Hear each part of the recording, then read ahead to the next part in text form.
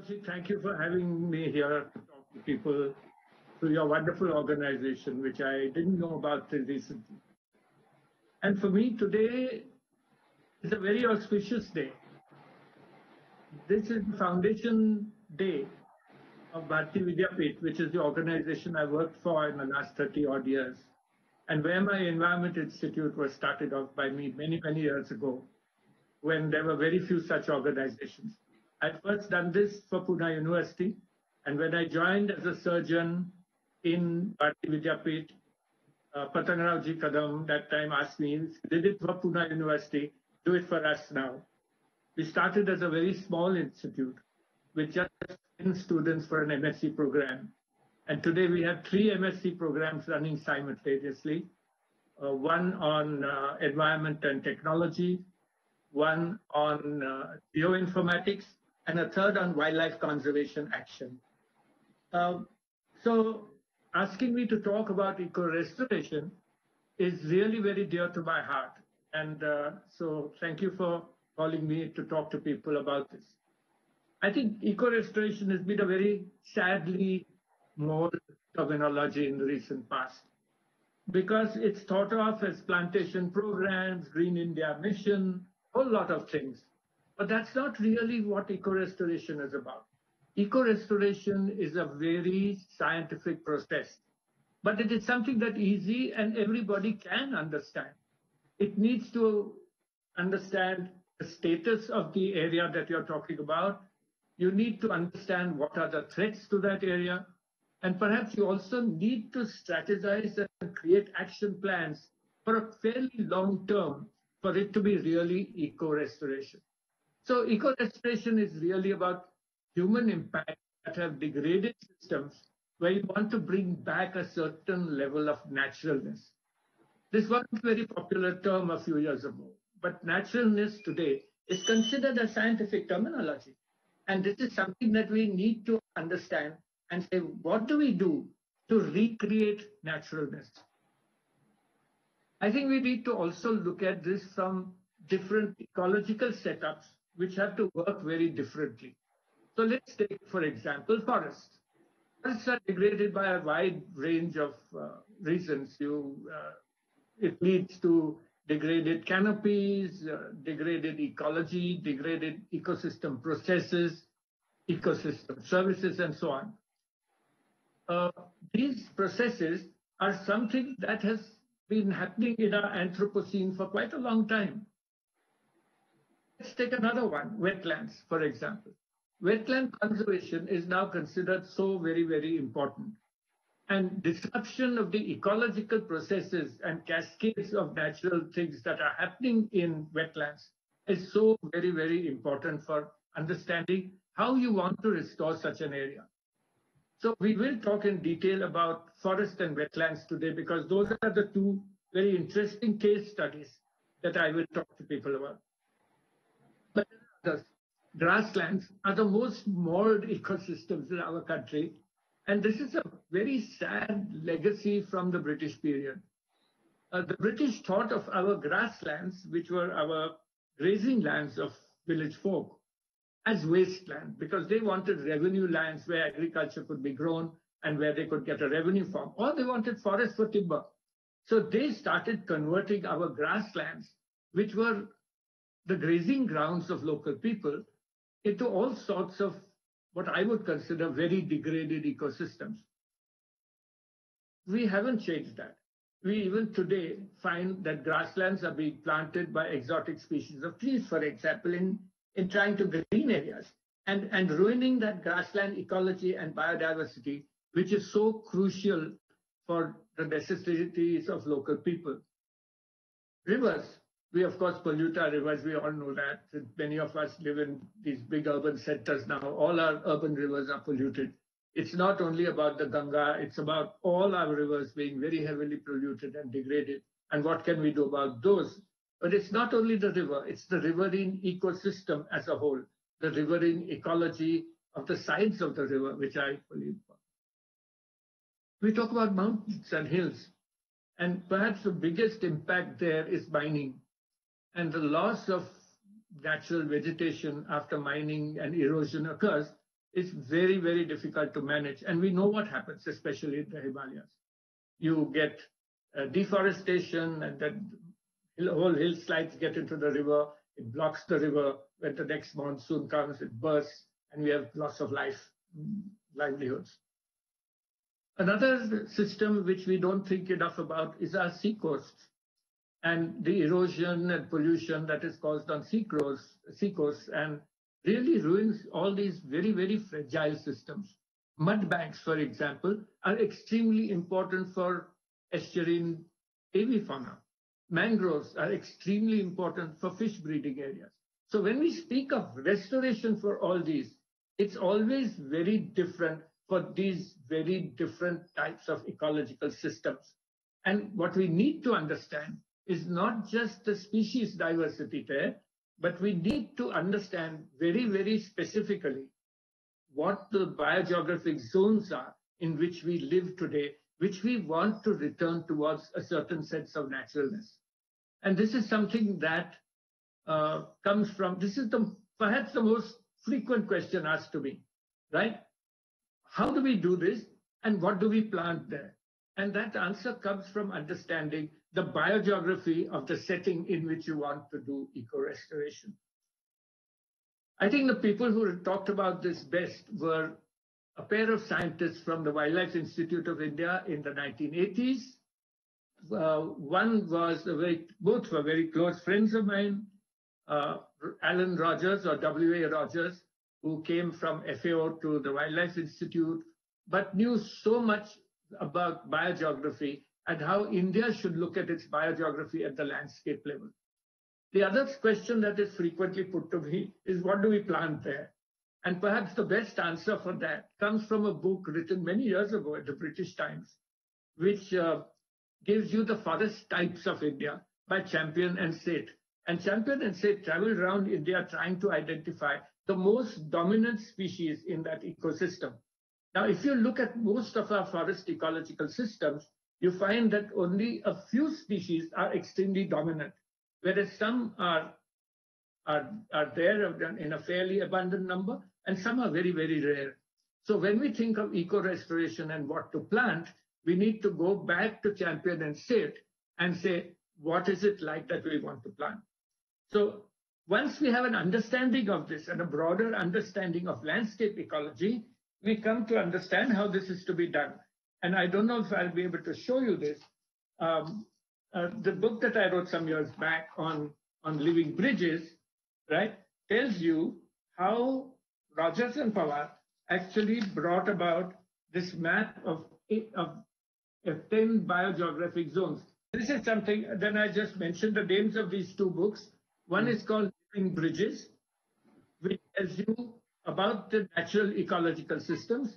The other is called Changing Landscapes, which is about how human cultural landscapes have changed over time, and how, when you want to bring about naturalness again, how do you go about doing it?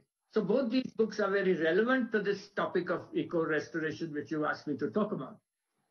I think we need to also look at naturalness in a much more detailed way, which perhaps we can't do in time today.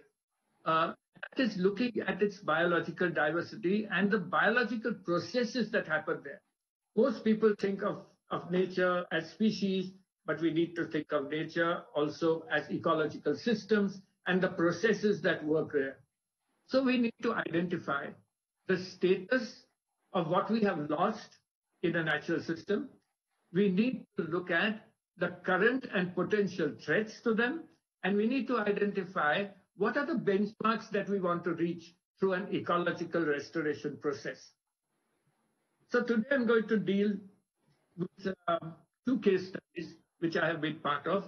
One is the forest ecosystem, and I'll start by telling you a little story about this.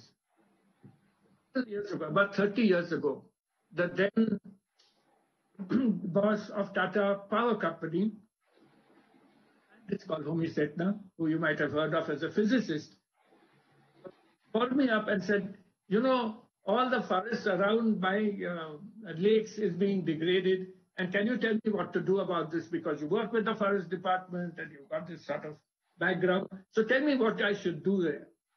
And when I went and visited the place, I found that a large number of exotic trees had been planted there. And it was very embarrassing for me to tell him in an open meeting that, the first thing you should do is stop planting trees like bubble and eucalyptus and go back to what you have in that natural ecosystem within your own lake catchment areas. And he said, how do I do that? And I said, well, why don't we have a nursery of indigenous species of trees? So we collect the seeds from the forest, we bring them about, and we start a nursery. And he said, but what are my people going to say about, why am I doing nursery technology? And I said, well, unless you have that, you're not going to get the species that you really need. You see, in a forest like this in the Western Ghats, a very typical thing. Only the most dominant 4 or 5 species are very common. The rest become less and less. So what is the species mix that you want can only come if you have a nursery of these plants. And this is what we did. Eventually, we had 40 species of trees growing there. And I'd like, Kaushik, for you to tell your audience today where they can get this from the link that I've shown you about eco-restoration. Yes, and yes. Something that we actually brought about in a fairly short period of 8 or 10 years. Today, I've taken ecologists there, I've taken wildlife biologists there, especially late in the evening, and said, what do you think? And they said, wow, this is supernatural forest. So you can recreate this thing, but it's not only that you plant your trees back, you have to bring the shrubs back, you have to bring the climbers back, and you have to be able to use that for public awareness. I think that's very important. Eco-restoration is not a scientific exercise. It is so that people understand the value of nature, the value of ecosystem services.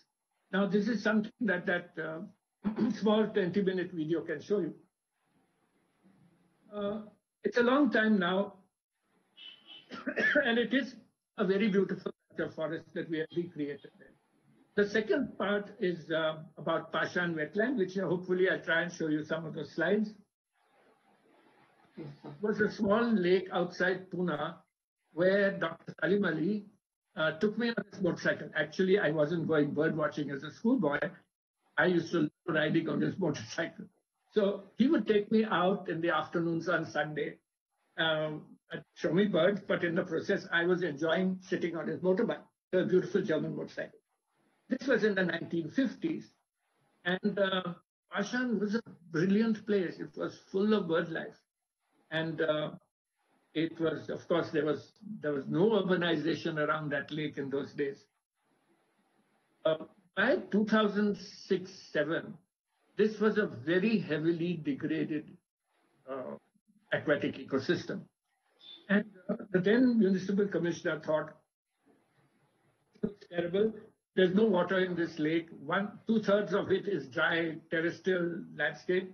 It's overgrazed. There are trucks being washed there. Tell me what to do about this. And I wrote a 2-page note and gave it to the municipal commissioner. I thought nothing will come of this. Honestly, I never thought something will work. But at that time, JNN-URM was just starting, and he put a JNN-URM project based on that 2-page note. And they accepted that this would become an eco-restoration program. It took 5 years. And this was something which was very difficult for us to do. And we brought this up by looking at the existing processes there. So I'm going to show you a few slides from there in a few years, which you can see. And let's debate on what we can do and how we did it, and what else we can do for something like this. Now, we need to understand what degraded this system. Those pictures that you see there now are Pashan Lake from the 1970s. And I very specifically want to show you the village at the back. It's not about the local ducks that are sitting there. It's about the village at the back, because in the near future, after a few slides, you'll see what it looks like in the near future. So please keep a vision of that village in your mind to say, what was Pashan actually like? So it's a small dam that you can see there, and behind that there is this village, and behind on the hills is a degraded hill slope. But we had all sorts of birds there, ibis and pheasant-tailed jacanas and murrens and a whole lot of ducks. I've even seen in the old days geese there, and one time I even saw some flamingo. So this was something which was there, a very rich biodiversity ecosystem. Over the next 20 years, from the 1970s downwards, we saw a lot of degradation and a lot of change in land use. So as you can see there, a little bit of urbanization has already begun to come up there. And that is the long Ram Nala, which flows into that central place, which is Pashan Lake, which then flows into the Mulamutha rivers. Pashan Lake is not very large. And by the time I saw it again in the late 1970s, it had already begun to shrink. But there was no urbanization around it. Come a little later in the next slide, you will find that urbanization is there, but it's very far away. It's peripheral to the area. And tuna now is spreading towards Pashan Lake. And this period of time, people start wondering that how are people going to get from the Bombay-Pune highway onto the Pune-Bangalore highway. And so we had a bypass which passed Pashan Lake, which is there today as a 4-lane highway. Now, this actually stimulated urbanization enormously. So between 73 and 92, you started getting early urbanization, gradually moving towards Pashan Lake. Next, please. Here you see what happened between 73 and 2005. And you can see that patches of urbanization has occurred everywhere. But look at the central part near Pashan. That is the Ram Nadi, with a new place called, and that Ram Nala, people call it Nala, but actually it was once upon a time in Peshwa times, it was a river. And here you get a large amount of colonization happening. And this colonization required a lot of dumping material. And builders just dumped their dump into the Pashan Lake. So very rapidly during this period, this lake got silted up so badly that at the most in the monsoon, you only had 1/3 of that water body having water. So it was finished, it was dying. And all the birds had gone off. It was extremely misused. You had trucks being washed there, you had cattle grazing, and there was a real disaster of that lake. And because we were going to have Asian Games there, it was very embarrassing. That was close by there. So we now find a situation where the municipal corporation feels they have to do something. And so JNN funding was used for this, and the urbanization by 2011 looks like this. And today it's even much worse. It's just one big red splash.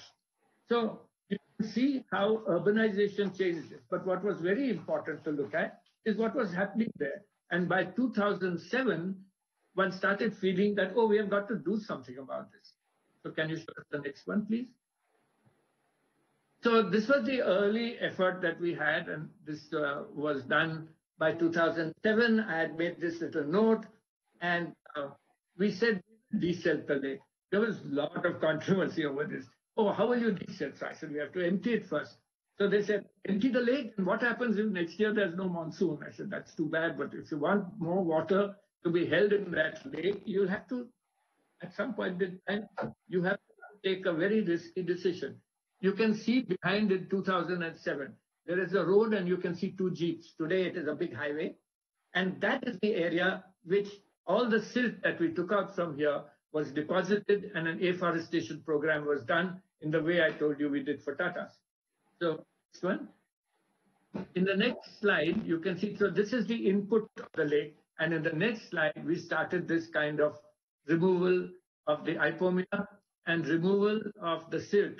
Now, at some point in time, the municipal commissioner had phoned me and said, Doc, what am I supposed to do with all these tons of silt that's coming out? I said, you're the commissioner, you find a place to dump it. And he, well, I'm not an ecologist, and you better tell me what to do. And so I suggested something which most ecologists know, that if you have islands in an aquatic ecosystem, a lot of the bird life will settle down on those islands. So I said, let's make a couple of islands there and see whether that works in future.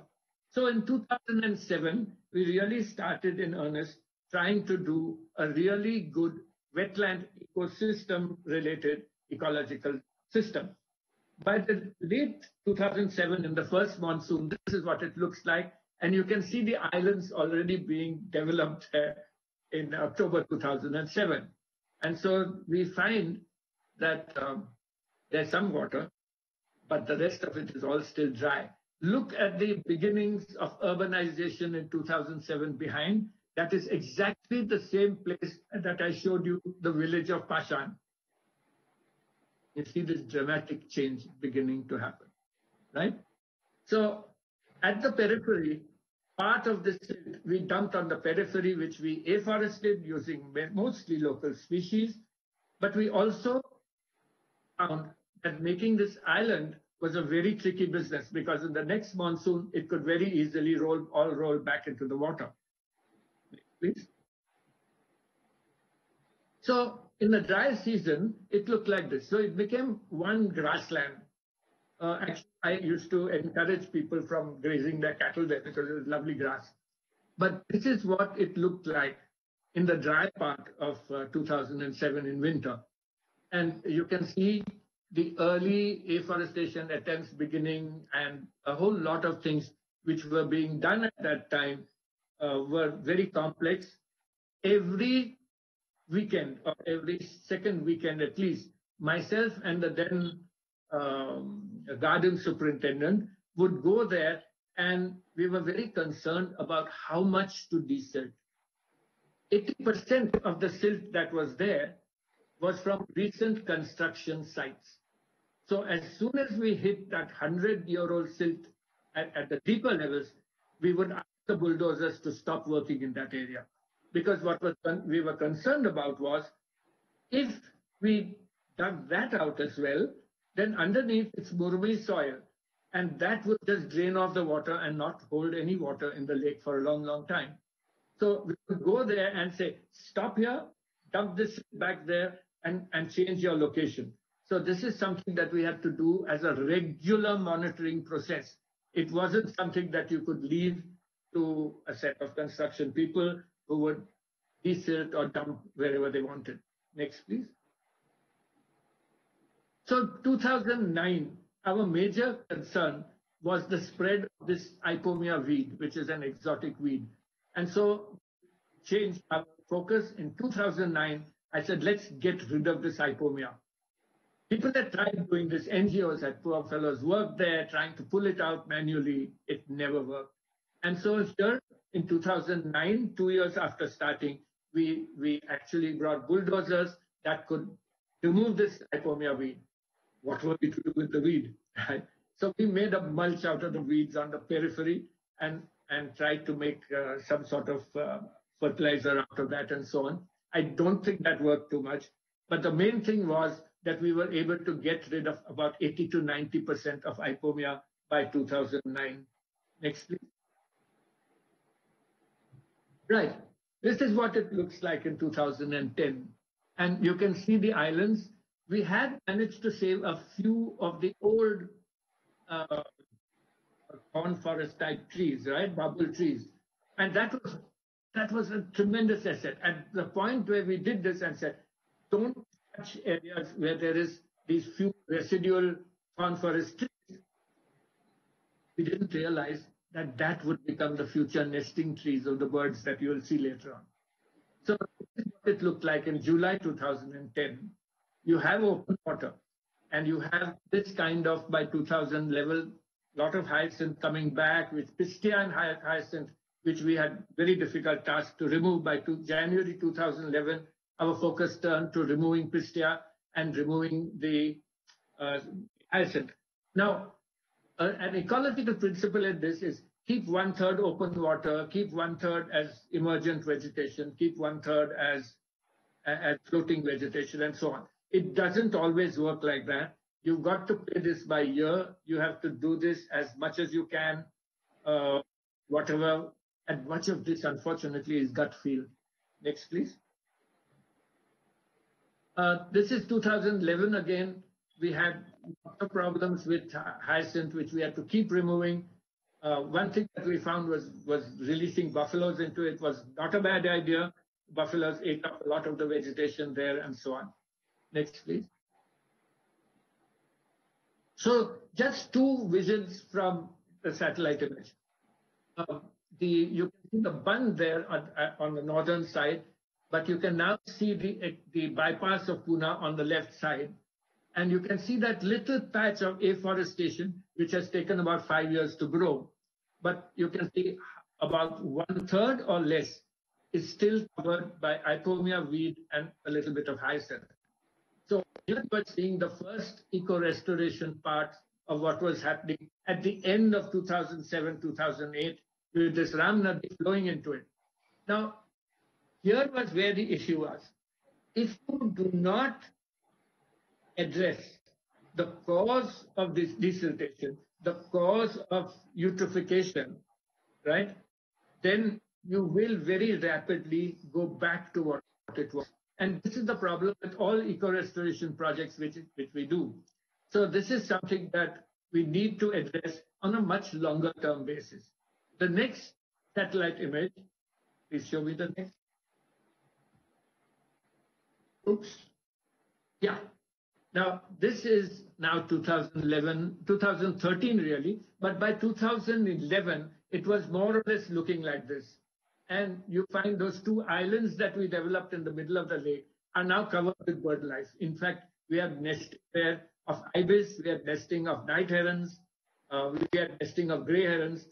And the lake in the winter was coming back with birds that have not been here for the last 20, 30 years. And it was for us a very, very satisfying experience to actually go back there on a Sunday morning and see this lake recovering due to really good human management. And I must tell you, the Pune Municipal Corporation of that period was so helpful to us. Whatever we wanted, they would say, yes, let's go ahead and try it. We had problems, of course. For example, we had the fisheries people suddenly coming there and releasing a lot of tilapia into the lake. It brought back fish-eating birds, but you found that it was a very unbalanced sort of avifauna diversity. We weren't only interested in avifauna, we were interested in everything that was happening around the lake. And by 2011, you can see this huge resurgence of aquatic birds which have come into this place. And we therefore had from there on a constant count of birds every winter. Now, my colleague, Dr. Kranti Yagdi, has been doing this not only by using my MSc students, but also doing a citizen science approach on this. And this has been just so very, very rewarding for us. So having people who didn't know anything about bird life come back to us after 2 or 3 months and say, wow, this is such a fabulous experience. How do we keep doing this? And where else can we go? Right? So the whole movement in Pune did restart after a long period of time on trying to, on NGOs wanting to do bird watching across the region. So you can see here this low-level island which was there, which was our actual mud bank. When high water comes, this actually becomes submerged. But you can also look at the recurrence of Ipomia weed at the back, right? So this is something which I think we must look at. But then we also started seeing very unusual things. Next, please. Okay, here you have, right next talk or really next talk, actually forming a nesting site on a tower 300 meters away from the lake. So a lot of people actually complained about this, and we had to say, no, just leave them for a few months. So you can see how all sorts of birds started nesting there in the lake, on the islands. We had ibis, we had gray herons, we had painted storks, large numbers of them. And so this whole ecosystem was coming back to what it was in the past. Next, please. Yeah. By now you can see what has happened about urbanization around this lake, right? And you can also see a traditional fisherman who used to fish here His father, he said, used to fish here, is coming back in 2013 to catch, of course, mostly tilapia. And he goes out in a rubber dinghy-like thing, and he catches a huge amount of fish. And the Pashan fish supply in the roadside market had become quite a prominent affair. And so you see this by 2013, how ecological services and ecological assets were increasing in spite of the surrounding urbanization. This is what I want to bring up, that it is not necessary that you have a completely natural ecosystem. You have got an modified ecosystem with as much nature as you can have in this hotspot of biological diversity. You can also see in 2013 the early recurrence of hyacinth. If you look at the closer part of the lake, hyacinth is returning. And we have to find ways to get rid of that as well. Next, please. Yeah, a lot of this bird life which came back, many of them were fish eaters. This is the gray heron. Next, please.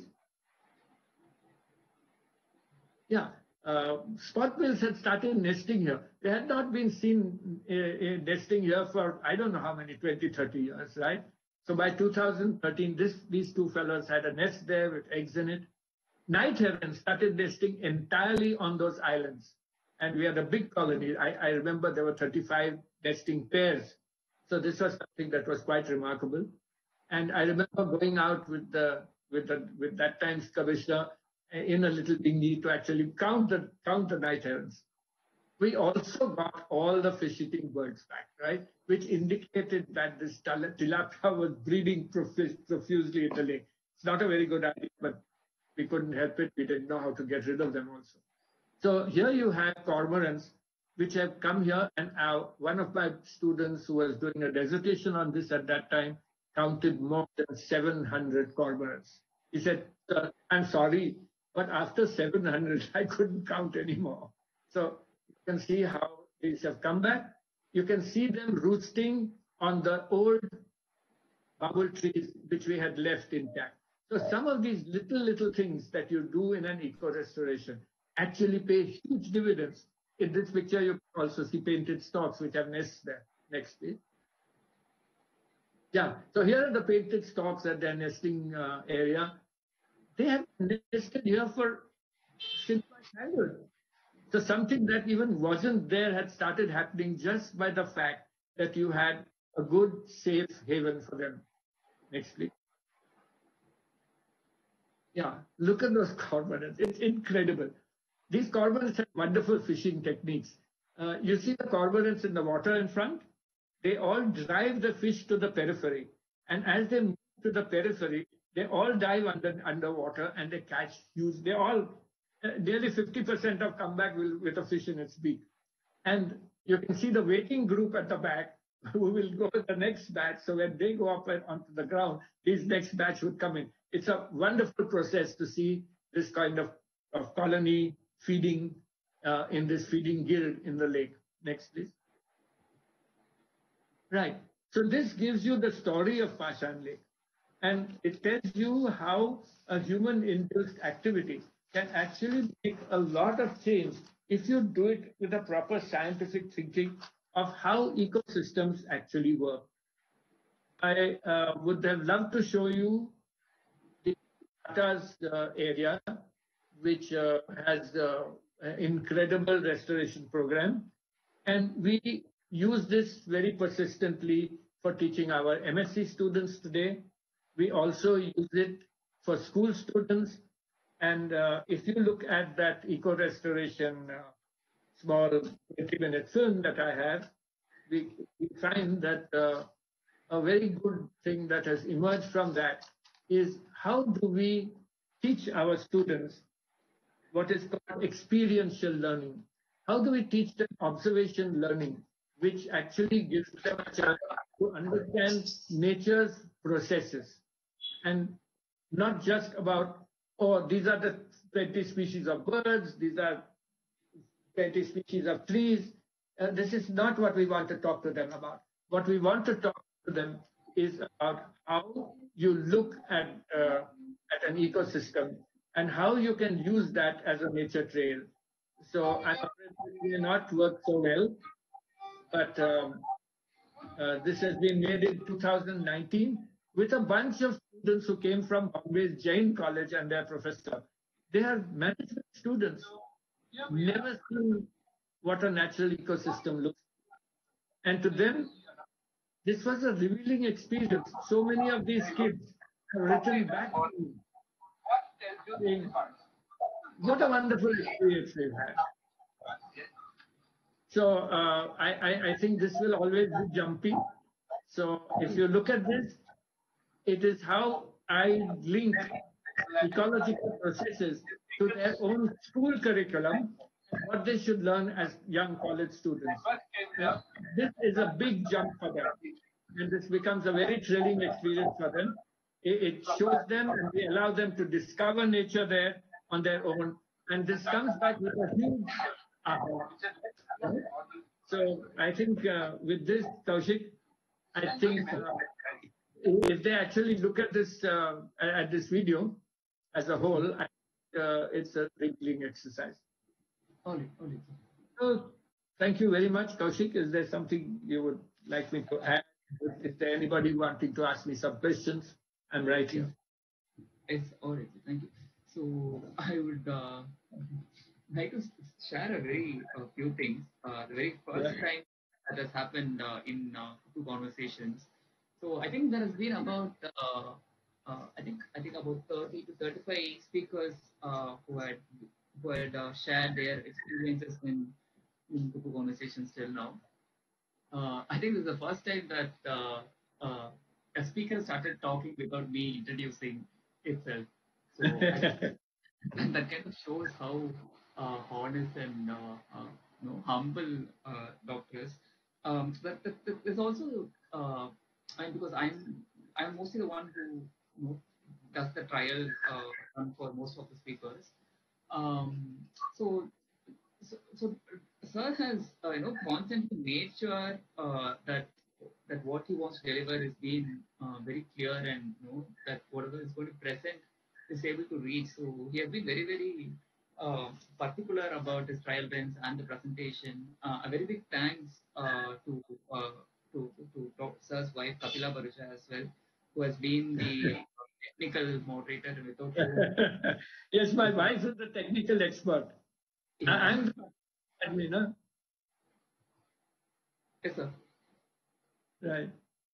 Without whom that this would have definitely not been definitely possible. So a big thanks to Sir's wife Kapila Bharucha and Bharucha for joining us today. So I had a bit of introduction story that I wanted to share. So I asked her if we could start, and then he started himself. So I didn't want to interrupt him in between to share my story. But I think it's never too late to share the story. So to me, the very idea of nature and birds kind of take me only to two things. One is a book that is very dear to me, which is I just read a quote from the book that most of you might know what the book is. Why, John? Why? His mother asked. Why it is so hard to be like the rest of the flock, John? Why can't you leave low flying to the pelicans and the albatross? Why don't you eat? Son, you are born and feathers. I don't mind being born and feathers, Mom. I just want to know what I can do in the air and what I can't. That is all. I just want to know. So this is from Jonathan Livingston Seagull. Yes, it's a beautiful book. Yeah. So that's Jonathan is a superb book. Yeah. So that's one of my first consideration of the book. And the second one, what I very immediately remember is when someone says bird, the very first figure that comes to my mind is Dr. Salim Ali. Yes. So for some Salim Ali that comes to my mind. So very recently, I kind of Googled and found about why am I getting Salim Ali, because I've heard it somewhere and always Salim Ali names comes in my mind, and I was going to find out what is he, who is he, and what he has done. So he is in a family of 9 siblings, and he happens to shoot a sparrow with one of his air rifles during the colonial times, and he feels very bad that he has shot while playing with his friends that he has shot a sparrow by his air rifle down. So his uncle takes the sparrow to the to a museum, to the Bombay a museum then, and then explains to them what the bird is and how you can preserve the bird, how you can document the bird. This happened when he was 9 years old, and that was the beginning of his work with birds of India and Pakistan, which is then published as a 10-volume book, which has more than 2,000 birds, and that's more like the Bible of all the and people who are into bird watching and so on. So I thought this would be nicer to dedicate this session to Salim Ali's wife, I would, who died I would during love to do that. first I would love publication. you to do that. Yes, publication book. So the session is dedicated to wife of Salim Ali, and this connection comes about as doctor had mentioned that the small boy who used to go behind Salim Ali's German motorbike and then go playing in the fields while Salim Ali was watching the birds. So here we have who then later became the director and the founder of the Environmental Studies Department of Bharatiya Vidyapeeth. He's also a wildlife photographer, a biodiversity conservationist, an environmental educationist, author, and so on. So out of the many books that he's famous for, the one very main one is the author of environmental studies textbook for the undergraduate courses that is popular Oh across. yes, which I'm rewriting today for the last 6 months. Kaushik.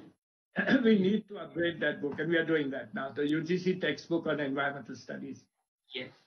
So we're very happy that we have Dr. with us, and the link of the eco restoration uh, in Lonavala is there in the question and the session. If you just Google for eco restoration Erach Bharucha, that's the very first link that comes on YouTube, which is eco restoration Erach Bharucha, which is published by the Bharatiya Vidyapeeth, and that's 22-minute or 23-minute video where he'll be explaining about the Lonavala restoration by the Tata project. So that's the video. It's really an amateur video photographed by one of the students themselves without actually initially telling me that he was doing that. Okay, that's very thankful to the student. So we have a resource to go back. So thanks to the student if at all he's here in the session today. So there are a few questions that is already there. So maybe I'll start taking those questions. So the very first question that I always wanted to ask was your experiences with Salim Ali and the learnings from. So if you could share that, because I would watch in Google and find out if that would be something that I could connect and tell us story, but there was nothing. So I think it's the first time if we share it, it would be very useful to all of us. Well, Salim Bhai was my mentor and very close to me. He was a father figure for me as well. And apart from riding on that motorcycle, which was very thrilling, still ask me to say what I remember of Salim Bhai from my early childhood. My first meeting with Salim Bhai was in our household. He was always called Salim Bhai. In most other places, he was called Dr. Sahib and whatever. But he was sort of Salim uncle to me in the early days. And my first experience of him, if I look back, was way back somewhere in 1949 or 1950 in Bhimashankar. So I must have been very, very small because I was born in 43, which is ages ago, of course. Bhimashankar is a wonderful evergreen forest patch, and my father used to love going there. So on a Sunday morning when we went there, we found Salim Bhai in the guest house. So they were good friends, and I remember going there and being entertained by some stories for which I have no memory actually. But I walked onto the backyard of the guest house, and on the walls there were about 5 or 10, I don't remember, skins of giant squirrels, and I was extremely disturbed by this. It was like a shock, right, of seeing those dead squirrels hanging there. And I went back and I probably burst into tears because I remember Salim Bhai coaxing me and saying, no, perhaps he told me it was for science or whatever. But then Salim Bhai did something really typical of him. He said, बेटा मैंने नहीं किया ये वो uncle उधर बैठे हैं ना उसने किया है. And that was his cousin Humayun Abdul Ali, who collected these skins for the BNHS museum in those days.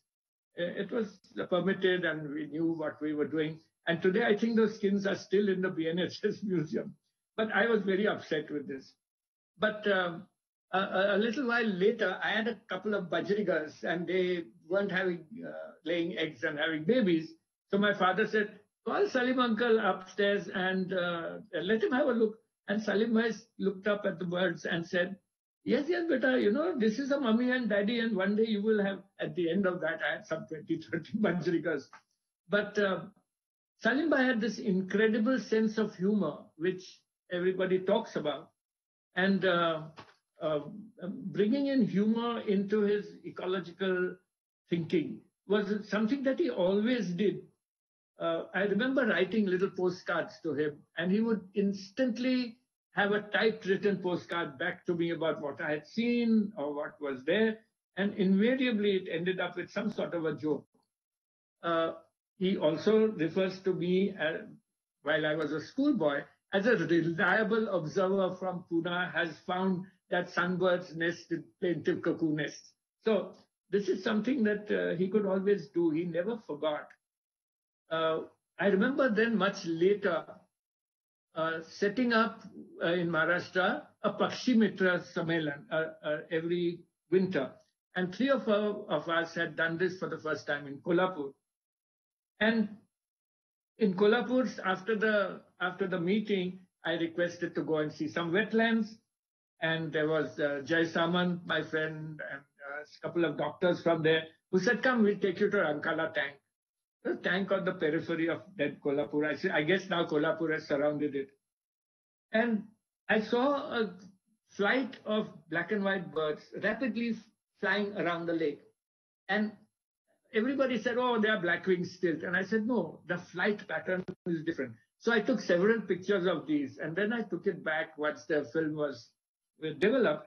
I took it to Salim Bhai and said, sir, can you please identify this bird for me? And he said, he would never tell you this. He would say, what do you think it is? And I said, I think they are crab plovers, sir. Now, crab plover is an uncommon species. It's a shore bird. It's an estuarine bird. And so he had a little gadget called a little sort of bungli, and he put the slides there and said, yes, I think it's a crab plover. But let's have a look at a good book. I was wondering which good book he would take out. So he took out his own book from the shelf and said, now you look for it in the book. And I said, sir, yes, it is crab plover. Your book says it's crab plover. He said, yes, so what's so unusual about it? And I said, I photographed this in Kolhapur. He had a secretary called Archana. I said, Archana, bring a pen and paper. Dr. Bharucha is supposed to write. I was just a past MBA student. He said, has to write a journal paper about this. So this is how he taught people in a very, very different way. And little memories that I have of him. Paul Getty Award that he got. Huge award. He was like a child. He came and said, I've got this medal. And, well, I don't think it's gold, So things like that. He was always full of fun. And what I remember him talking about his experiences in nature are really, really unforgettable. He wasn't just a bird watcher and ornithologist. He was certainly the greatest conservationist India has ever had. And my delight and I don't have words to say how much he influenced my life. I think the last little story that I must tell you is that Salim Bhai was obviously very, very fond of me as well. And in those days, there was an administrative staff college in Bombay. And I used to go and lecture there about medical education to doctors. But the local director said, apparently Dr. Salim Ali, and I've got a bunch of administrators, of collectors and commissioners in the next 15 days. And can you get Dr. Salim Ali to come and talk to them? And I said, look, Sir Salim Bhai doesn't really like to give talks and so on. But I asked him. So I went to Salim Ali and said, sir, will you please do this? And he said, "We beta tu bol raha hai, to mere ko karne padega." And he came there and he said, I won't talk more than 10 minutes. So for 10 minutes, he talked a lot about very many different issues regarding birds. And then he said, well, you can ask them some questions. By then, Salim Bhai was quite hard of hearing. And he couldn't hear what was asked. So he turned to me and said, kya bola? So I said, sir, he is asking you why birds prefer to eat from crops rather than from natural forests. And he said, Abhi inko kya batao? Then he said, you know, gentlemen, to find the answer to that, I'll have to go outside and ask the birds. And he got up and walked off the stage. So he was always full of fun, and there was so much that I learned from this huge. So are there any other questions? Yes, there are a lot of questions going through. So next question is, how do you find the relationship between awareness building and behavior change, especially for all those who are trying to create environmental awareness? It stops at the level of awareness and does not really change or impact in terms of behavior, especially for children. So where do you find the difference? What do you think are steps in between these two? Right. Kaushik, I have been part of this awareness campaigns for many, many years. And it started with my interactions with BNHS as an executive committee member and as the person who went and trained people for the BNHS. I also, when I started the WWF activities in Pune, I had to talk to a lot of children. And I realized quite soon that what we had been doing in terms of public awareness was going wrong somewhere. There's no doubt about that. Because the technique was taking them out into a forest or a wetland, telling them the names of 20, 30 birds, or showing them plants and telling them the uses of plants. And I realized that that wasn't really leading to a deeper insight into nature and naturalness. And so, if you look really at the programs that we do at my Environment Institute now at Bharatiya Vidyapeeth, we do the same thing, but we do not really focus so much on species as we allow children to understand ecological processes. What are the processes of nature? How does pollination occur? How does seed dispersal occur? Why certain trees don't grow well while other trees grow well? Why does the detritus work, and what is the action of fungi in that? Those are the sort of things that you would see in that small video that kid has made. Now, that kind of thing certainly influences behavioral patterns because they are not there to mug up a set of species. They are there to understand the intricacies of nature. And that for children is very fascinating. And my own grandson, who's from the age of 5, the little exposure that he has had with me on this has been a very revealing experience. And we've seen so many changes. I remember a tribal kid coming to one of my field people near Bandhavgarh. And this kid came to the person and showed her a caterpillar and said, Madam, isme se kya butterfly niklega?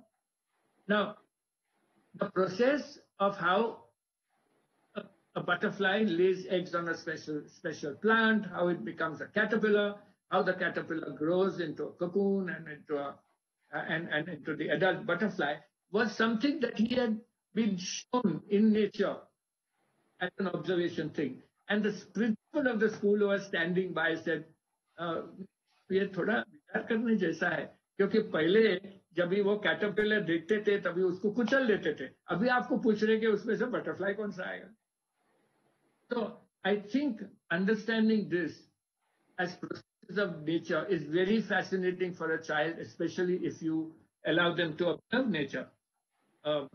There is a very nice book called Last Child in the Woods.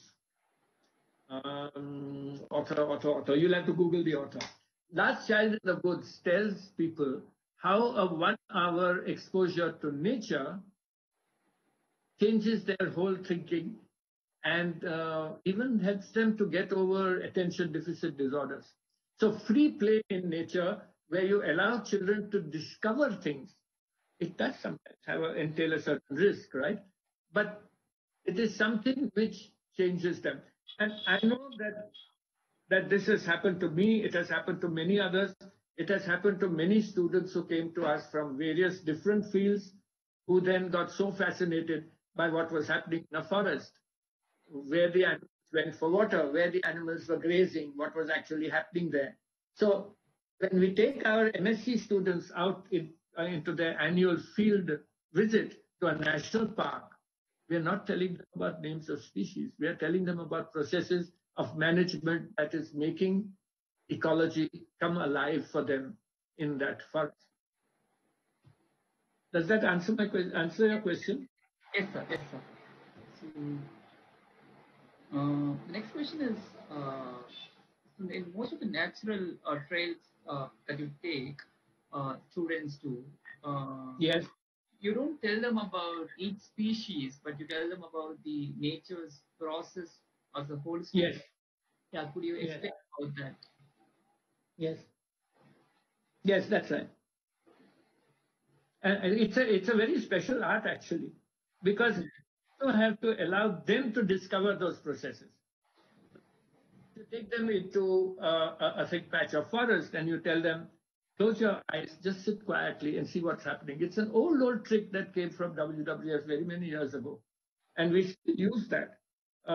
Feeling the moisture of the detritus of the forest, turning leaves around and seeing what is happening there in terms of how the detritus is being worked by insect life and so on. So these are the things that we normally talk about now. They learn the species of birds and plants from the apps now in their mobiles. The next question, could you quote a few examples of traditional wisdom, either from mythology or folklore, in conserving ecology? Oh, huge number. I mean, Indian history and literature and our Ramayana and Mahabharata are all related to this kind of thing of biodiversity. It's huge. Just think back, right? Today we talk about IUCN's list of endangered species.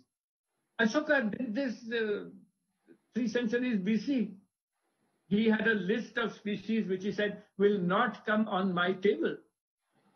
So we've had a lot of traditional wisdom coming through all sorts of things. And to me, the best part of what I did writing up these 2 books called Living Bridges and Changing Landscapes came about also through a very strange thing. I had a friend of mine called Sumant Mulgaonkar who set up Telco in Pune. And Mulgaonkar had a wide range of interests, from wildlife to conservation to restoration. He did some of the most interesting restoration things in Telco Lake, for example. But what he and I did together was to look also at the first beginnings of how we could use aerial photography for trying to understand forest ecology in the Dang forest. But in the process of flying over the Dangs with a friend of mine, I also had to travel through the Dangs a lot. And when I traveled through the Dangs, I learned a lot of traditional wisdom from Dangi tribal people. And since I went there very frequently and befriended them, I realized that that was something I wanted to do. And later I realized that Sumant Mulgaonkar had taken photographs of tribal folk across India, from the northeast, from Andhra Pradesh, Orissa, what is now Chhattisgarh, and through the central highlands of India, the Satpuras and the Western Ghats. He had pictures of tribal folk from there, from the 1960s and 70s. And after, unfortunately, Sumant passed away, his wife called me one day to Bombay and gave me stacks of his black and white photographs of tribal people, and said, well, Sumant would have liked someone to make a book. It would be you, so take these pictures and make a book. It was a long gap before I could sit down to getting this happen.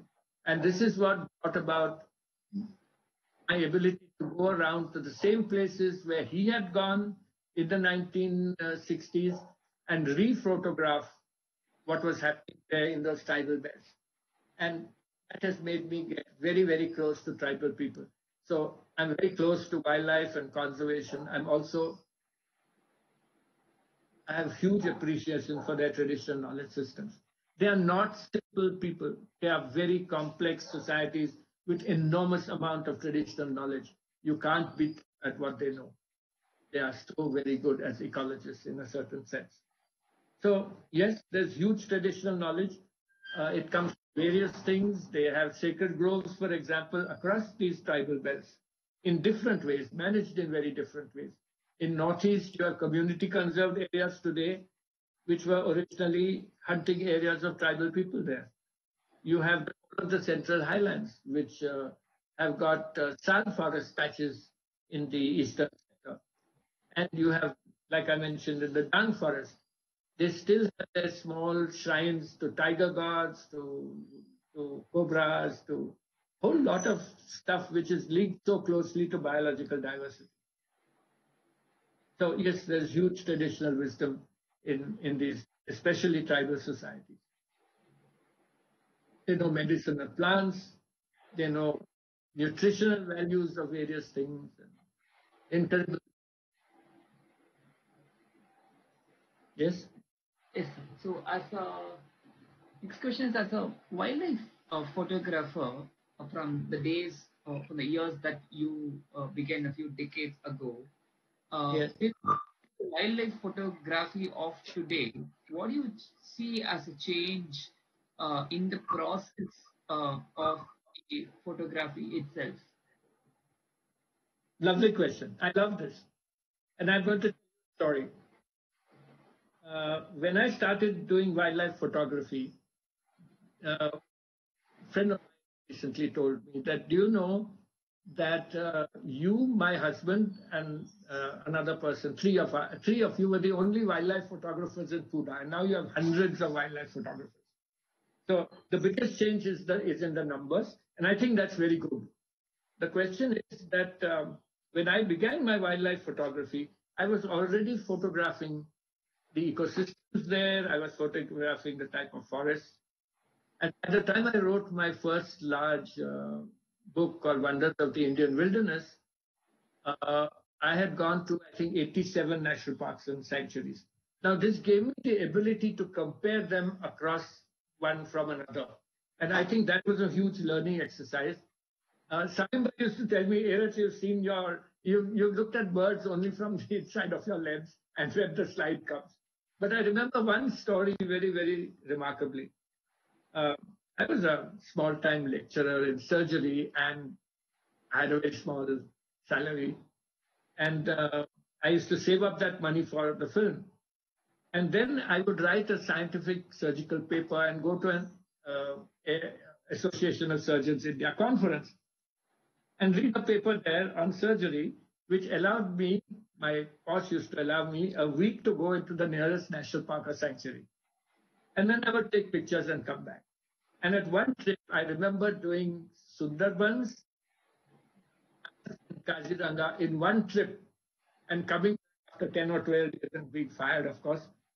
But every few days, I would go to the photographer. In those days, the film had to be sent to Bombay for processing. And I would go to the shop and say, Bhau, mazi film ali kaha hai, has my film come back from Bombay? And he would say, oh, no, it'll come. And then I was getting extremely worried. And by 3 weeks, I was frantic. So one day he took me inside his store and he said, come and have a cup of tea. Don't get nervous and panicky. Your film is safe, but it hasn't come. So I said, but why? He said, well, the store in which the box of film has been kept, the building started falling down and the insurance people have locked it up. But eventually you'll get your film. There are very remarkable pictures that went into my book on Wonders of the Indian Wilderness. I did get my film back. So that was how it was very expensive to do for me in those days. Today, of course, with digital photography, the whole technique of photography has changed. You have these big lenses and the comfort of doing that from a vehicle. I had to crawl through forests. In those days, it was quite allowed to do that. And I learned much of my natural history while taking those photographs. So, yes, it is changed totally. It's a completely new thing. What I would like to see happen, though, is for these large number of nature photographers to become much more serious about the photography that they're doing, because this is a database which we could not afford to have in the past. I've got thousands of transparencies, but I have to put this onto a web or whatever.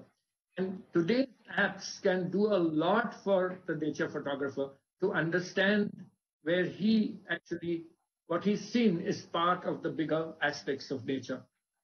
I think that's what we want to get from these large numbers of wonderful nature photographers and wonderful nature videographers who are making these small clips and sending to us.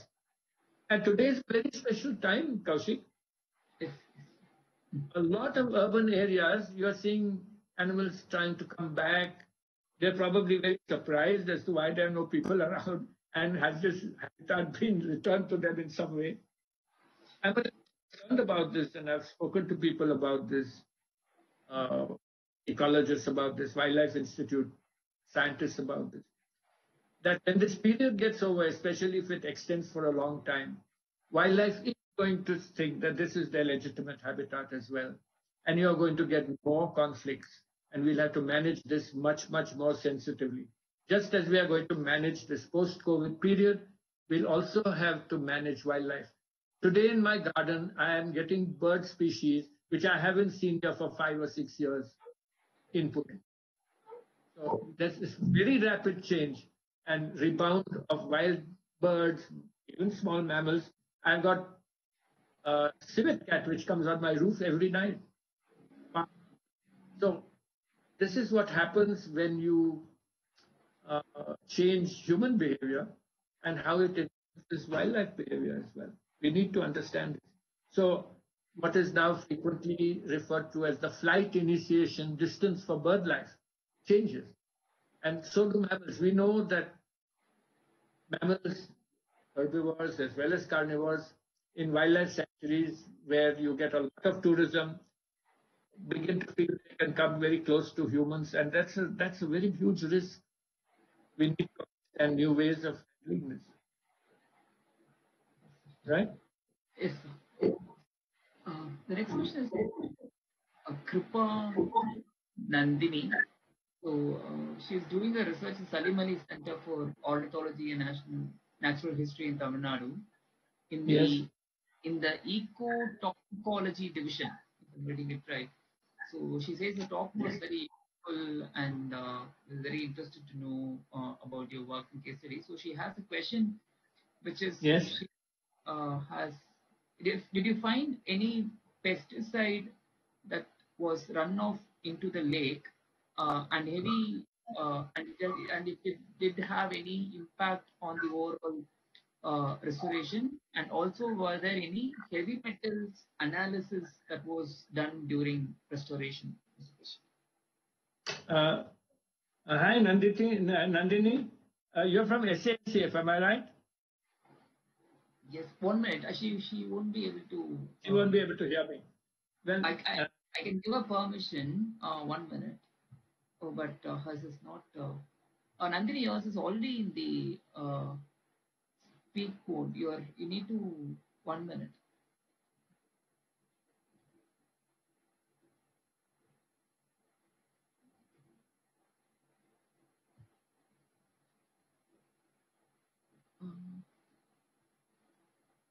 I think her network is weak. Nandini, no, that's okay.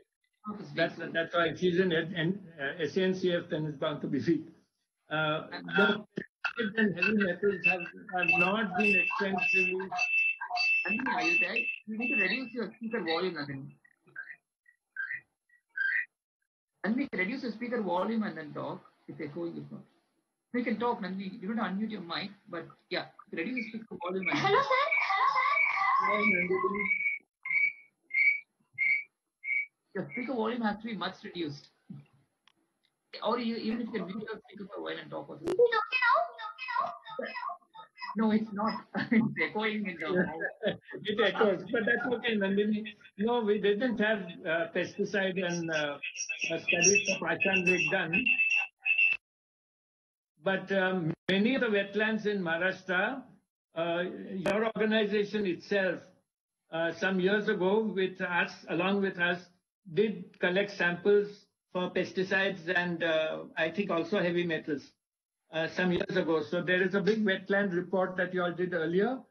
I think you had 2 phases of that at SCF. So there is a lot of data on other wetlands in Maharashtra, pesticide and studies. We also had collected fish and sent them to Salim Ali Center for Ornithology and Natural History. So there must be some old data with you on this for wetlands in Maharashtra. Are you enjoying yourself, Nandini? Yes, she sure is enjoying, sir, but she can't answer Dr. Yeah, you can't hear her. Okay. But Nandini, you can call me on my mobile phone anytime. Will you give her my mobile number? Yes, okay. I'll do that. I'll send it to her. Yes, sir, I'll do that. Right. The next question Sakwan is very close to my heart. Okay.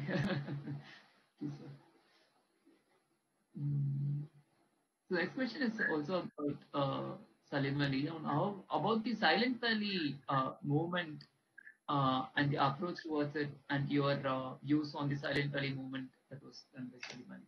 Right. I think it was a huge conservation success and one of the earliest ones we have had.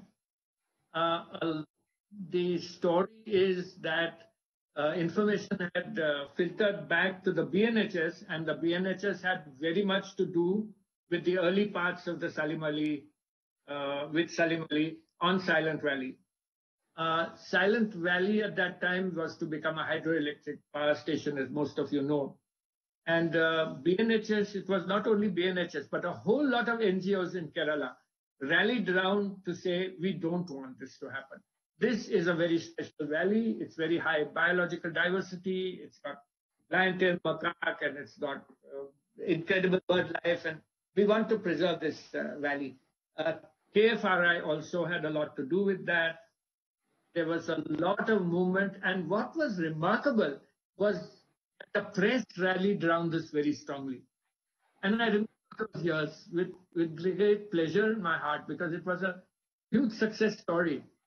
But 2 high-level committees had been established, and both of them had passed the project. And then I remember being called to Bombay because Salim Ali was very ill. And he said, "Beta, tu kyun aaya, mere ko malum hai, lekin mere ko to Delhi jaane hi padega. Mere ko, don't stop me from going." I didn't have the heart to tell him, "Salim bhai, you are in no position to go to Delhi." He finally went to Delhi, met Indira Gandhi at breakfast on a Sunday morning. This is the story that I know of practically firsthand. And he told her, "Indu, I don't want you to let this happen." And Indira Gandhi, on her own, stopped Silent Valley from becoming a hydroelectric dam. I think it was a huge, huge achievement of a large number of people. Yes, Indira Gandhi, as a politician who understood this, there was Salim as a great scientist who was also able to put his views forward to the powers that be. But it was also this huge mass movement that occurred around Silent Valley, which saved it. And today, that is what we need. We need larger and larger numbers of people to say, we want to do things rightly. We want to do things with long-term, not just wildlife. It's about conservation of resources. It's about conservation of ecosystem services. And of course, it is about wildlife, which is so dear to my heart. So I think we have to look at these movements in a broader perspective and say, how do they work? And how do we make more such movements happen in this country so that people will listen to us? And don't get disheartened. People like Nandini, please don't get disheartened when things don't happen our way. Because some will happen, you'll win some, Some we will do some mitigation, and some we may lose. But that doesn't mean we must stop doing this. And I feel India has been a remarkable country. You might have heard of George Schaller, who wrote the first book on tigers in India, good scientific book. I remember Schaller coming to a BNHS meeting and, you know, you are a remarkable country. You lost only 2 major species in the last 100 years, the cheetah, which was gone. And probably at that time we had already lost, I think, our very nice Siberian cranes. But he said you didn't lose many species, in spite of population, in spite of what the development and so on. But you cannot carry development beyond a certain point in time. It's a balance. Conservation and development don't go hand in hand. Conservation and development is a balance. It's a balancing act, and a very sensitive balancing act. And that is what we as scientists must understand. Right? Hope it answers the question. Complex one. Yes. The next question is in connection to what you spoke in between about a lot of small organizations who work very dedicatedly on the field, wanting to do restoration, eco-restoration of small village ponds and tanks or restored tanks, often get baffled with the larger systemic pressure, either from the government or from other people, and they all most often get disheartened by story. Yeah. So your few words to them on how do you? I think again there have been many success stories as well, right? Especially for these small areas, and I've seen several of them. And as long as they use good science to back up what they want to say, people do listen. I know one such person in Mithapur, in Tata Chemicals, who has for years restored a grassland and thorn forest system to look exactly as it must have been 100 years ago. And he's got mitai in there, and he's got a whole lot of grassland birds in there, which has all come back, and Tatas have spotted them for a long time. So again, it's not how you do it. See, there are two things. Corporates have one vision of this, and you need to make them understand this. And you need to make them understand what biodiversity really means. And there are sensitive corporates who do this, Tatas, Godrej's, and others as well, who actually will support your programs if small NGOs go to them and explain to them what they want to do. Some of you must have heard about this incredible whale shark conservation program, which Wildlife Trust of India does through Tata Chemicals at Mithapur in Gujarat coast, where the villagers or the fisher folk have been releasing whale shark, which they caught accidentally in their nets, being given a compensation from the forest department and from Tatas. And how did this begin? So when WTI first went to Tata Chemicals and said, we want to save whale sharks, the then person who was in charge of Tata Chemicals had to take this up to Ratan Tata. And Ratan Tata told him, oh, you want money for whale sharks? I'll give you whatever money you need for whale sharks, because I've been in foreign countries swimming with whale sharks. So you see, now you had somebody who had one experience with swimming with whale sharks who said, I'll support you to support a program on whale sharks. These kinds of things I have seen again and again happening. So if you're a small NGO and you want to do an eco-restoration program, yes, some of them may get resistance from various different quarters, but that doesn't mean you can give up these efforts. As long as you look at it as a good science program, you'll win. Right? Yes. So the next question is about your any unforgettable memories or experiences with animals, or wild animals during your photography trails. This is very embarrassing. In the old days, in the 1970s, when I started doing this, and It's easy to walk around in the forest and you went in with a camera and you took pictures or you just watched for footprints and pug marks and whatever and came back feeling very thrilled.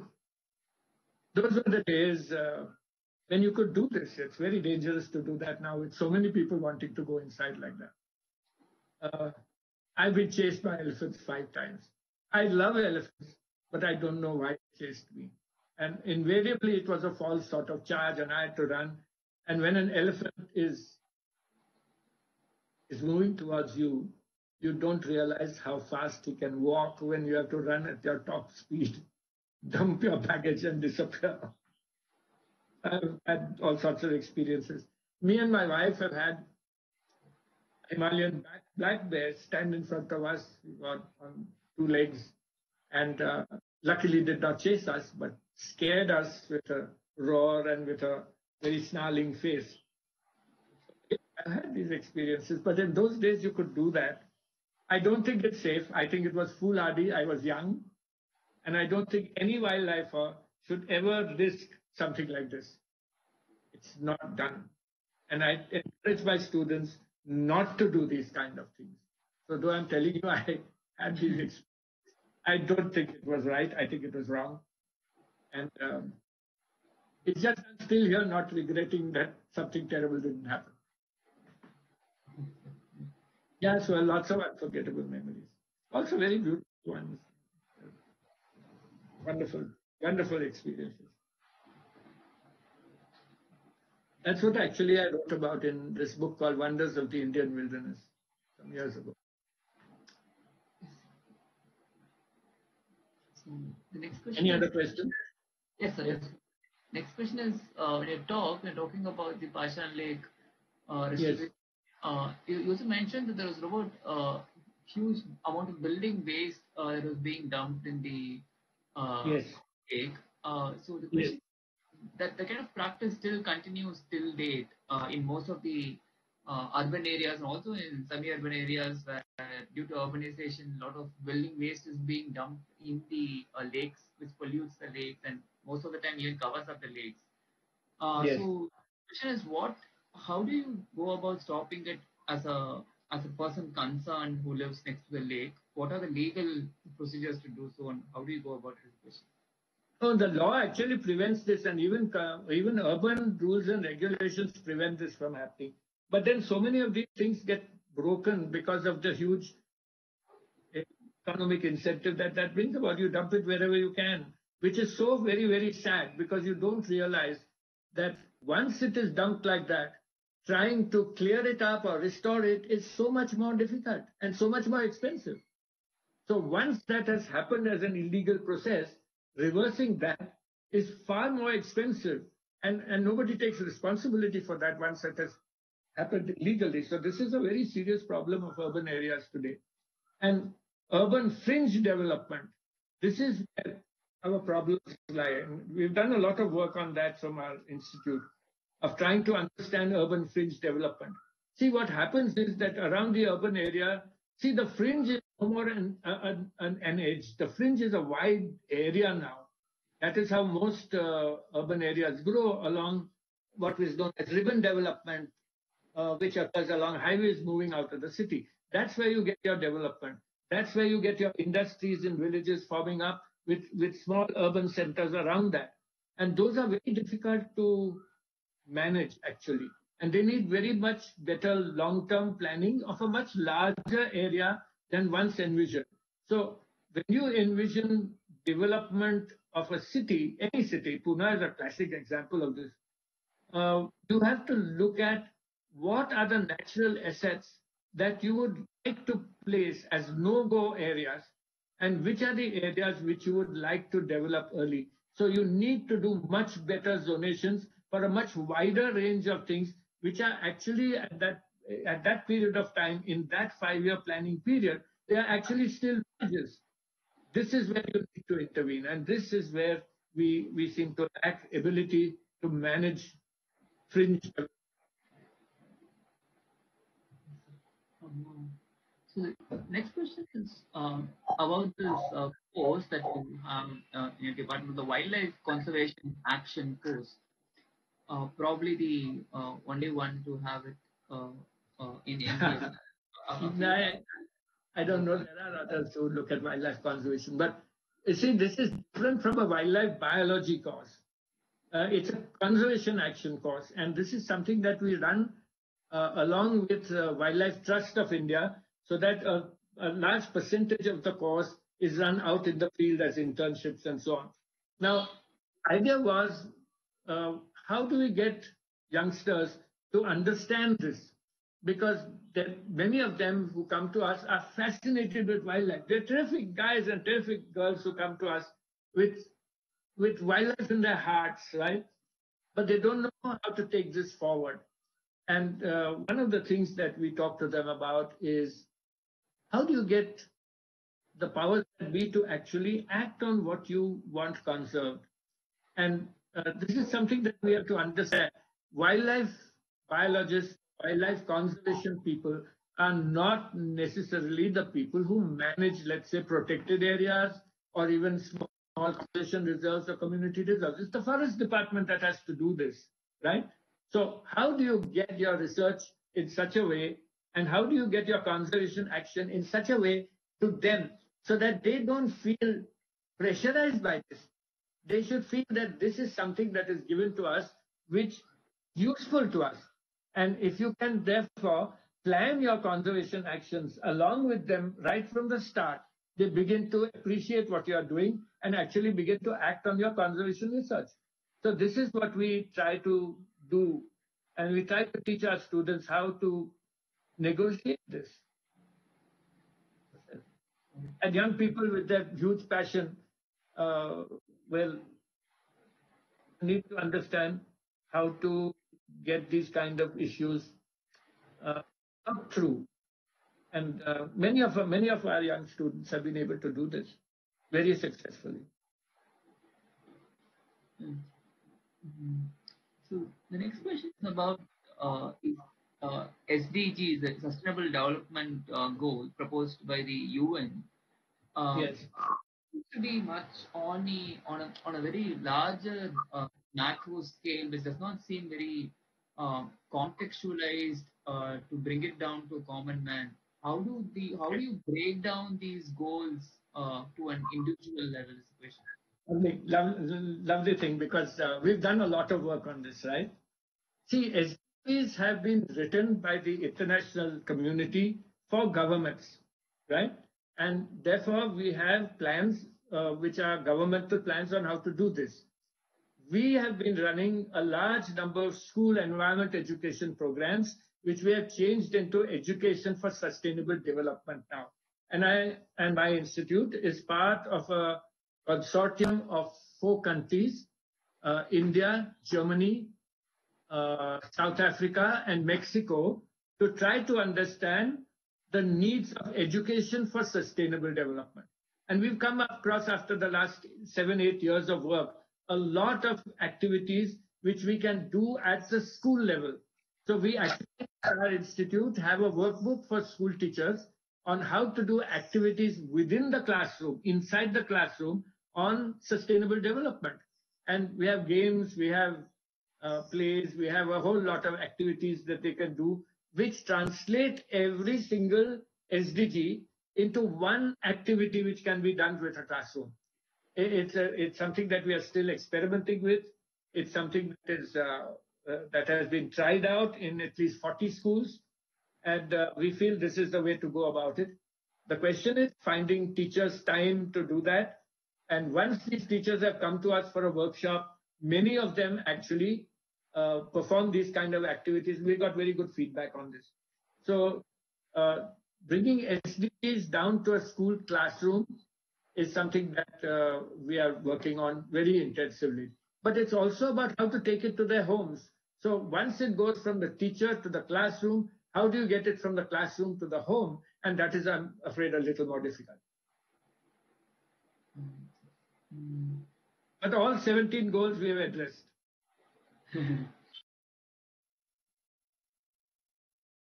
Next question is also, there is also an approach of introducing social sciences along with environmental science.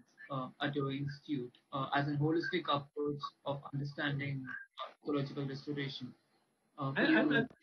Kaushik, you really surprised me. You really dug into my institute. I don't know how you've done it.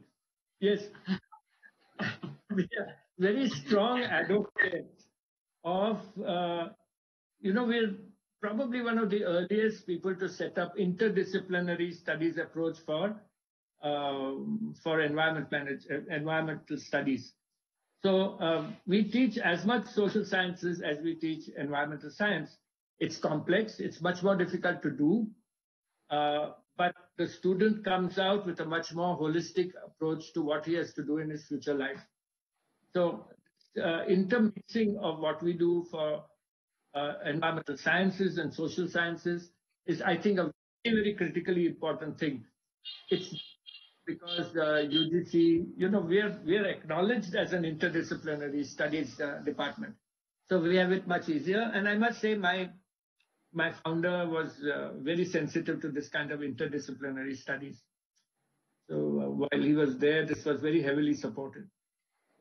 We take students from social science backgrounds, natural science backgrounds, chemistry backgrounds, and we, I'm afraid, grind them through this.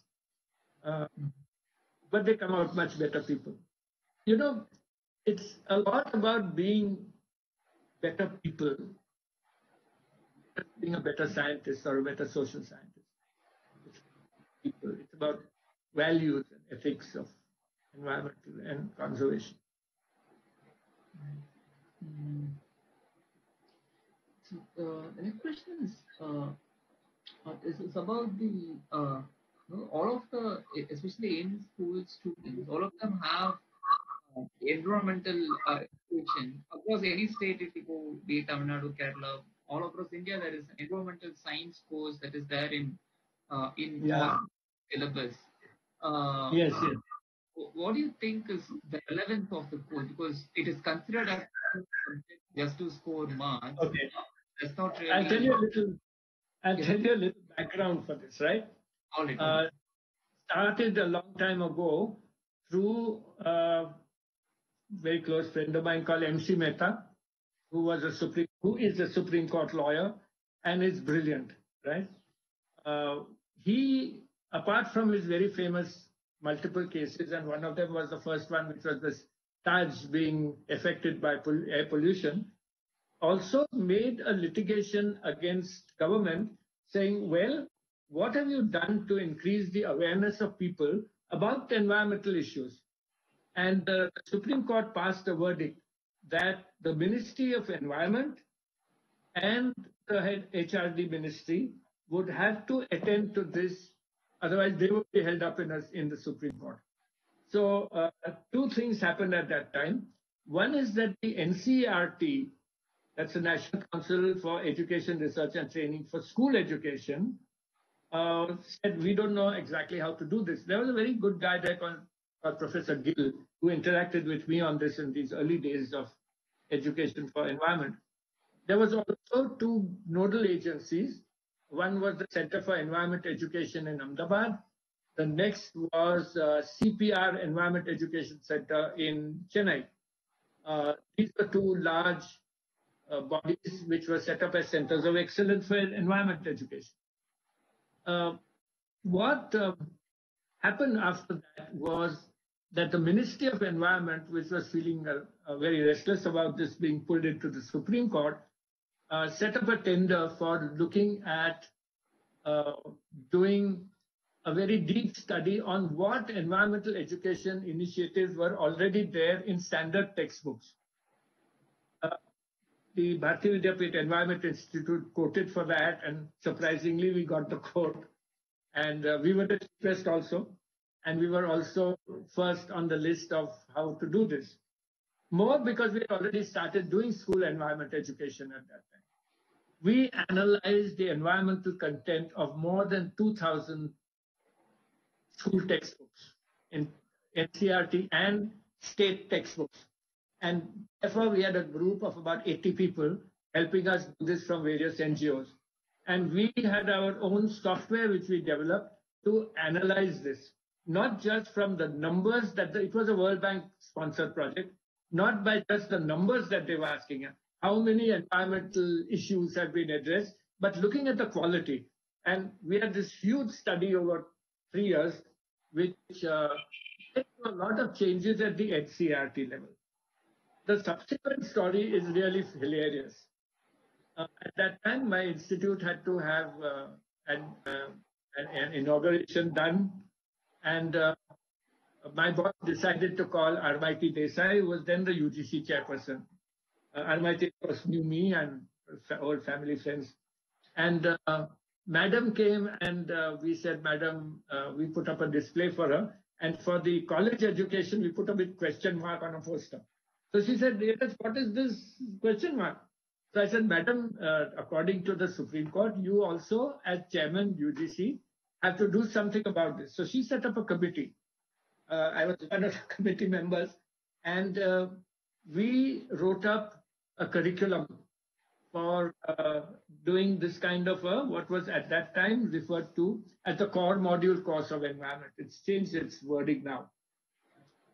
At that time, what happened, which was very fascinating, was that MC Mehta and I got very close. And he said, "Ye tum kya hai, bahut acha kiya hai, par iska kuch karne padega." So we also started trying to get the government involved, the ministries involved. A lot of change did happen, I must say, through that study. And 8 states at that time put in environmental components into science and geography textbooks. So this happened at school level, and it also came out with this core module course, which then Arun Nigvekar, the next chairman of the UGC, asked me to write the textbook. So the textbook that is quite popular is the environmental studies textbook, which UGC accepts as the textbook which is written by me, which is what you were referring to, I presume. So there is this core module course on environment, which I think is not done as much as I would like in the country, but it is there. And recently there has been a change in this, which we are also involved with. So you will probably see a new textbook arising about after this. So that's school and college curricula. The institute has done a lot of work on biodiversity, heritage sites in the Western Ghats of Maharashtra, linking biodiversity to the faunal values. What kind of capacity building program do you usually do around heritage sites? Because most often the big challenge also is to kind of build awareness amongst the local inhabitants about their own value systems of what the land possesses, especially in areas which are starting to get urbanized. Usually the values of ecosystem usually degrade along. So how do you deal with this situation? Yeah, it's a very, very big question, and really it's not just necessary for Western Ghats. It's necessary in the Northeast, on Andaman Nicobar Islands. All fragile ecosystems and all biorich regions need very special attention on how do you involve local people in this. Now, local people will get involved if there is also something in it for them. If you try to tell them that, well, you know, there is this NIMBY phenomena, they will say, "Hamare wahan ye nahi chahiye bhai." But we need to find ways, and one of the ways is trying to use ecotourism, trying to give alternate incomes, trying to set up communities with them. One way of looking at this today is to look at our Biodiversity Act. So as chairman of the Biodiversity Board for Maharashtra, we set up many, many things like this, especially in the Western Ghats, where we try to tell local village folk, we had community meetings with them and so on. I'm not saying they were all overly successful, but I'm saying that the awareness that something like this could come through an act of parliament or through a legal status made a big difference in those villages. So I think using the Biodiversity Act is something that every conservation person must understand in today's day and age. The other thing is, you know, traditionally we have always thought that big is beautiful. The larger the sanctuary, the better it is. Of course, ecologically speaking, that is a very, very true fact. But facts are not always what you can do on the ground. And realization of that, now the Wildlife Act has a conservation reserve and a community reserve. We also, under the Biodiversity Act, have got a biodiversity heritage site section. So there are many small areas now which you can have, which we sort of refer to as jump sites or as small areas which are in a matrix of other landforms which can allow species to actually breed or even cross over from one site to another. So the matrix, managing the matrix of land is very important. It is also these small areas which are crucial, these small hot specks of biodiversity, which we want to preserve now. So I think the next phase of conservation, especially in fragile areas, will have to identify the largest possible number of small areas like that, which we can refer to as hot specks of biological diversity. I think that's the way to go. This question is from a student of architecture who was visited the institute a few years ago for a study. He's a few words about the architecture of the campus itself without AC and natural lighting. If you could specify a few is he referring to my building? That's a long thing. The building mimics a Peshwa Pada, which is built of Gokak stone with double Gokak 4-inch slabs on either side and a brick layer in between. It is, of course, it's functionally very adequate because it's in 4 sections around a courtyard where we've got a fountain and a water flow system where we keep fish and so on. It's a very green campus.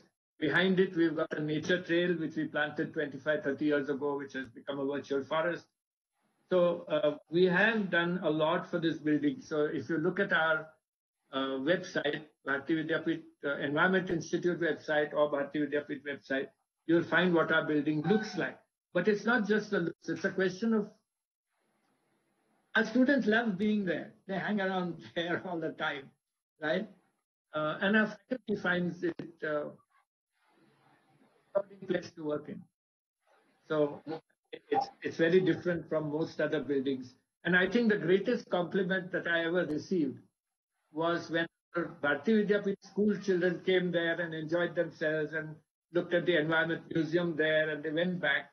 And a few days later, at about 6 o'clock in the evening, one little kid walks into my office as if he owns the place and said, Kaka, in Bharati, of course, he says, that can I show your vada to my parents? I brought them. I think it was the greatest compliment I ever received for designing that building and having an architect who agreed to do all the crazy things I wanted done there. We have an auditorium for 180 people, which has no AC, where the whole floor acts as a wind catcher, which blows wind through the base. If you're very lucky, you have a seat which has got this wind current under you. And then it has got 2 turrets with turbines which suck the warm air out. So wind-driven turbines, of course. So it's a very sensitive sort of auditorium as well. And even our classrooms are well ventilated. We rarely use lights. We rarely use fans, except in summers these days. Pune has become very, very hot. Yeah, so any architect who wants to come and see our building is most welcome. Thank you. The next question is about the students of Institution of Environmental Studies. What do you think is the difference amongst the students that you have seen for the past so many decades in your own institution and institution otherwise, about the consciousness that they have towards environment as a person, as a self, on how much aware and conscious they are towards environment, rather than just being in a course of environmental education. Do you think there has been a shift in the quality of students in the sense from the past decades that you have seen? Good question. I don't have a statistical analysis of this, which I must say I should have done long ago. But yes, they are much more conscious of environmental issues. But what I observed in the last 4 or 5 years of, we started this conservation action course, is that these kids come to us with enormous passion, and they're coming to us. They've finished their law, they've finished their engineering, they finished IT, they've taken jobs for a year or two and then dropped out and come and said, we want to do this course. Now, this is passion. And that passion goes a long way in doing this. It's also very difficult for us because these passionate guys, they don't want to sit in a classroom. They don't want to write seminars. They're not very fond of exams. They want to wander around in the forest, right? So at any smallest excuse, they will want to disappear into some wild place. So we have to keep controlling them and saying that your passion will come afterwards and will form finally fruit. And so there is a shift, definitely, especially in these wildlife-related guys. In the environment guys, they are now seeing job opportunities. So they come to us because of job opportunities. Geoinformatics people come because they are growing job opportunities. So there are two definite spectra in this of people who are coming. But I must say they all come with a certain sense of interest in environment or conservation or something like that. They are not coming there purely for a job. They are understanding that there is a need for professionalism in what they want to do. And I think that there is a change. Of course, there is a change. I believe that is a little bit of the school education which has also changed. Not as much as I would like to see happen, but surely there has been a change at school level. Does that answer your question, Kaushik? Yes, sir. Yes, sir. Yes, sir. So the next question is this question. Oops, you're breaking Indian. That broke okay. up. Why was? Am I audible now? Yes, very good. Sorry. Why was the Indian buzzard nominated as a national bird by Salim Ali? Are there any specific reasons? Is the question. No, come again. So the question is, why did Mr. Salim Ali nominate the Indian buzzard as the national bird? Are there any specific reasons? Oh, Great Indian Bustard, he must be meaning. Okay. Is that what she wanted to know, or he wanted to know? Yes, yes. Indian bustard is the question. Yes. I think even I'll tell you, even in, yeah. Well, our national bird is the peacock, but Salim Ali realized that the grasslands were disappearing very fast, and the bustards that he had seen in flocks of 100 birds had reduced to 5s and 10s, even in his time. So in large areas of India where there was large extensive grasslands and the bustard was disappearing, so he was very fond of trying to say that bustard must get conserved. I'm afraid we did not do enough for the Great Indian Bustard. For example, in Maharashtra, where my own father has seen more than a flock of 100 Great Indian Bustards near Solapur, the count now is down to 0. So we need to understand that this bird is disappearing very fast, and it has been a long struggle for conservation people to now set up an ex situ conservation program for the Great Indian Bustard in Rajasthan. The bustards are breeding very well. Wildlife Institute people tell me that they already have several chicks. And so the Indian bustard has been I hope it becomes a success story in the future. So the next question is about a few words about your wife, Bharucha, and me together in your inspiration. Sorry, broken up again. Voice breaking up, is it? Sorry. A few words about wife, Kapila Bharucha, and your incredible journey for the past decades together in wildlife conservation and otherwise is the question. Well, that's a very tough one. If I answer, I get a divorce. No, she has been, of course, a huge supporter of what I do. But very soon after we got married, she's a gynecologist, I was a surgeon. Uh, she stopped going to national parks and sanctuaries because she said, you are so obsessive about all this that it becomes work. So every park that I went to, I had to get up at 4 o'clock in the morning and get into the earliest jeep possible. And these were very stressful events for her, I'm afraid. But yes, she has always supported me in what I do, especially by writing work. We have battles though. Half my dining table is covered with my papers just now because I'm in-house and I can't go to office, which upsets her very much, of course. So we are nearing the end of the session. So I will take maybe the last one or two questions maybe.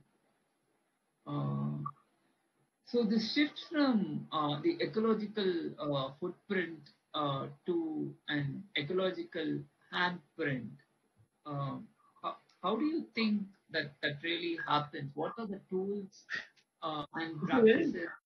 Yeah, it's a very nice story. Where did you get all these things from, Kaushik?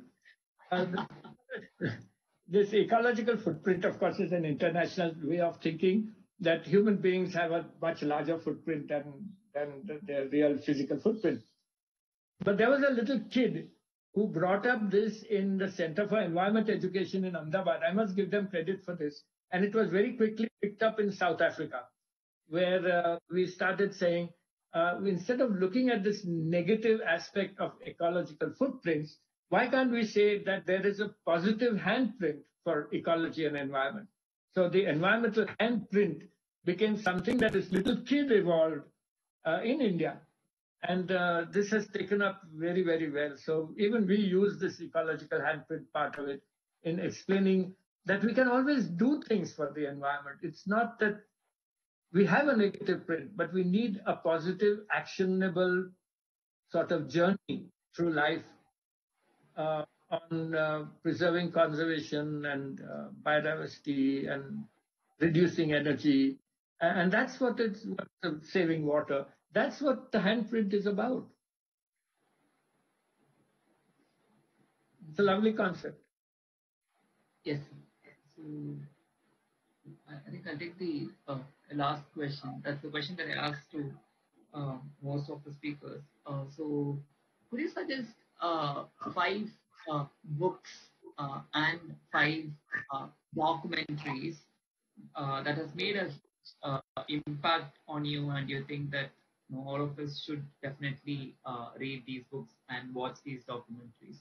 Any five of which was not necessarily related to environment, could be any fiction or non-fiction as well.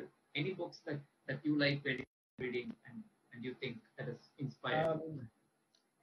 Yeah, I read both science and I read journals, but I also read a lot of lighter stuff on this because I think that gives me an insight into what people want to know. I think books are very, very vitally important. I think these documentaries, which came out from David Attenborough and from Animal Planet and so on, made a huge impact on India, much more than we realized. Many, many years ago, I think around the year 2000, which means about 20 years ago, we did a study on this. I wrote letters to about, whatever at those time, about 1,500 people from BNSS and about, I don't remember now, 1,800 odd people from WWF over a 2 or 3 year period to members and said, what was it that triggered you to join these organizations?